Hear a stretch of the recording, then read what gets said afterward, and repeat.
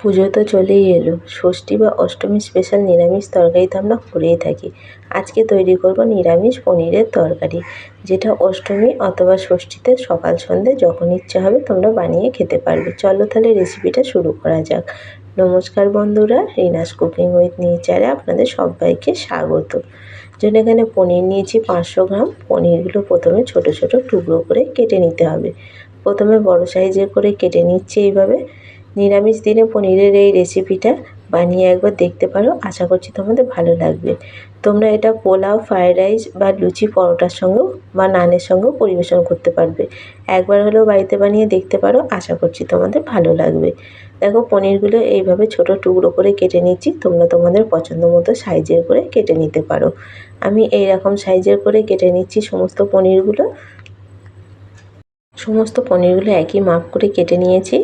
এখানে বেশ কয়েকটা আলু কেটে নিয়েছি, আর আলুগুলো একটু বড় সাইজের করে কেটে নিতে হবে। তোমরা আলু ছাড়াও এটা করতে পারো।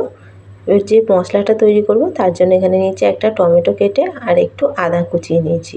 টমেটো আর আদাটা মিক্সির জারের মধ্যে দিয়ে দিলাম। এর মধ্যে দিলাম কয়েকটা কাঁচা পাকা লঙ্কা, 1 চামচ দিচ্ছি মগজদানা। এটা খুব ভালো করে একটা পেস্ট তৈরি করে নেব। তোমরা চাইলে এর মধ্যে কয়েকটা কাজু বাদামও দিতে পারো। কড়া বসিয়ে দিয়েছি। কড়ার মধ্যে দিলাম পরিমাণ মতো সাদা তেল। সাদা তেলের মধ্যে অল্প একটু নুন দিলাম। তেলটা খুব ভালো করে ছাড়িয়ে নিতে হবে। নুন দিয়ে পনির ভাজলে পনিরগুলো খুব সহজেই উঠে যায়, অতটা লেগে যায় না। এবার এক এক করে পনিরগুলো দিয়ে দিচ্ছি। পনিরগুলো একটু হালকা লাল করে ভেজে নিতে হবে। পনিরগুলো দেওয়ার খানিকক্ষণ পর এবার আস্তে আস্তে করে উল্টিয়ে দিচ্ছি। উল্টে পাল্টে সব দিকটা সমান একটু লাল করে ভেজে নিতে হবে। আমার রেসিপিগুলো তোমাদের কেমন লাগে কমেন্ট করে জানিও। ভালো লাগলে লাইক, কমেন্ট, শেয়ার করে দেবে। তোমাদের একটা লাইক, কমেন্ট আমাকে অনেক দূর পর্যন্ত এগিয়ে নিয়ে যেতে সাহায্য করে। দেখো পনিরগুলো এরকম লাল লাল করে ভেজে নিয়েছি। পনিরগুলো ভাজা হয়ে গেছে। পনিরগুলো এবার তুলে নিচ্ছি।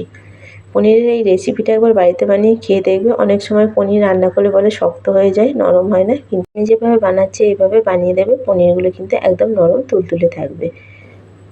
পনিরগুলো ভাজা হয়ে গেছে, তুলে নিয়ে বাকি পনিরগুলো একই রকমভাবে ভেজে নিয়েছি। কড়ার মধ্যে যা তেল ছিল ওই তেলের মধ্যে কেটে রাখা আলুগুলো দিয়ে দিলাম। আলুগুলো দিয়েও একটু হালকা করে ভেজে নিতে হবে। আলুর মধ্যে অল্প একটুখানি দিলাম হলুদ। তেলের মধ্যে নুন দেওয়া ছিল তাই আর নুন দিলাম না। আলুগুলোকেও একটু হালকা লাল করে ভেজে নিচ্ছি। দেখো গাগুলো এরকম একটু হালকা লাল হয়েছে। এরকম অবস্থাতেই আলুগুলো তুলে নিতে হবে। আলুগুলো ভাজা হয়ে গেছে। আলুগুলো এবার তুলে নিচ্ছি। কড়ার মধ্যে আমি আর তেল দেবো না, যে তেলটা আছে সেই তেলেতেই রান্না করব। ফোড়নে দিলাম অল্প একটু গোটা গরম মশলা, 3টে এলাচ, কয়েকটা দারচিনির টুকরো আর কয়েকটা লবঙ্গ। তেলের মধ্যে অল্প একটুখানি দিলাম হলুদ।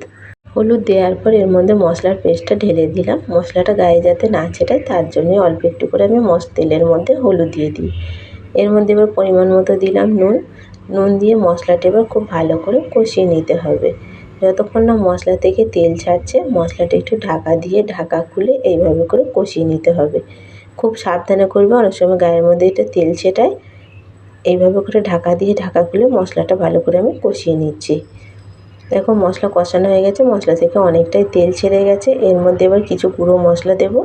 তার জন্য দিলাম অল্প একটু কাশ্মীরি লঙ্কার গুঁড়ো, অল্প জিরের গুঁড়ো আর অল্প দিলাম একটু ধনের গুঁড়ো। সমস্ত মশলা আবারও খুব ভালো করে মিশিয়ে নিতে হবে। মশলা খুব ভালো করে মিশিয়ে নিয়েছি। মশলা থেকে তেলও ছেড়ে গেছে। ভেজে রাখা আলুগুলো দিয়ে দিলাম। আলু দিয়েও মশলার সঙ্গে মিনিট খানেক সময় নিয়ে একটু কষিয়ে নেব। যে কোনো নিরামিষ দিনে এই রেসিপিটা একবার বানিয়ে দেখতে পারো, আশা করছি তোমাদের ভালো লাগবে। খুব ভালো করে মশলার সঙ্গে দেখো আলুগুলোও কষিয়ে নিচ্ছি।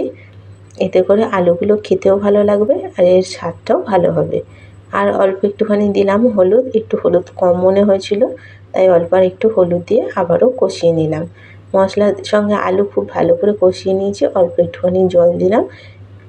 যেহেতু এটায় মগজদানা দেওয়া আছে তার জন্য তলায় একটু লেগে যাচ্ছে। একটু জল দিয়ে ভালো করে কষিয়ে নিতে হবে। ও মশলা কষানো হয়ে গেছে, তেল ছেড়ে গেছে। পরিমাণ মতো গরম জল দিয়ে দিলাম। জল দিয়ে খুব ভালো করে মিশিয়ে নিলাম। এটা এবার ঢাকা দিয়ে 2 মিনিট ভালো করে সেদ্ধ করে নেব আলুগুলো। 2 মিনিট পর ঢাকাটা খুলে নিলাম। ভেজে রাখা পনিরগুলো দিয়ে দিচ্ছি। পনিরগুলো দিয়েও মিনিট খানেক সময় নিয়ে একটু ভালো করে ফুটিয়ে নিতে হবে। এতে করে পনিরগুলো বেশ অনেকটা নরম হয়ে যাবে আর বেশ নরম তুলতুলেও হবে। এখনই একটু গরম মশলার গুঁড়ো দিয়ে দিলাম। খুব ভালো করে গরম মশলাটা মিশিয়ে দিলাম। মিশিয়ে দিয়ে এবার ঢাকা দিয়ে পনির আর আলু ভালো করে ফুটিয়ে নেব মশলার সঙ্গে। ঢাকাটা এবার খুলে নিলাম। তো পনির তুলে তোমাদের দেখাচ্ছি কতটা নরম হয়েছে, দেখেছো? এইরকম কিন্তু নরম তুলতুলে হবে। পনিরের রেসিপি তো পরিবেশনের জন্য প্রায় রেডি হয়েই গেছে। গ্যাসের ফ্লেমটা এবার অফ করে দিচ্ছি। দেখতে কতটা সুন্দর লাগছে দেখো। ষষ্ঠী বা অষ্টমী স্পেশাল নিরামিষ আলু পনিরের রসা বা আলু পনিরের ডালনা পরিবেশনের জন্য একদম রেডি হয়ে গেছে। রেসিপিটা কেমন লাগলো কমেন্ট করে জানিও। ভালো লাগলে একটা লাইক, কমেন্ট, শেয়ার করে দেবে। আর চ্যানেলে নতুন বন্ধু হয়ে থাকলে চ্যানেলটা সাবস্ক্রাইব করার অনুরোধ রইল। ফিরে আসবো আবার অন্য কোনো রেসিপি নিয়ে। সম্পূর্ণ ভিডিওটা দেখার জন্য অসংখ্য ধন্যবাদ।